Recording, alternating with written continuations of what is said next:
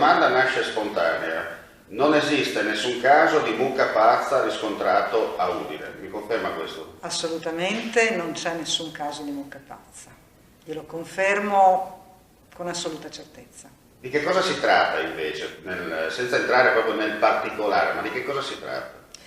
Al momento c'è una persona ricoverata che ha dei segni e dei sintomi, oltre che delle manifestazioni e delle evidenze di laboratorio neuroradiologiche, compatibile con una malattia che è una malattia rara, che si manifesta in circa 1 o 2 casi su 1 milione di abitanti all'anno e che è dovuta alla mutazione per meccanismi del tutto casuali di una proteina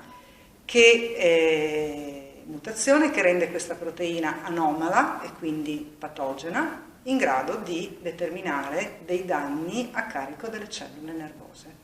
Per quanto riguarda un eventuale contagio, ci sono pericoli da parte di esterni oppure si tratta solo... No, assolutamente no. Non è una malattia contagiosa e non c'è pericolo di contagio né per gli operatori, medici, operatori sanitari, né per i familiari né per l'entourage, insomma, del paziente. Assolutamente, non c'è alcun pericolo.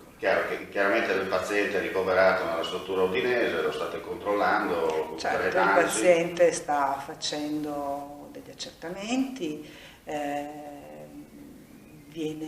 stato avviato a dei trattamenti, insomma la persona in oggetto è una persona che attualmente è seguita con tutte le sue esigenze e necessità nel reparto di neurologia.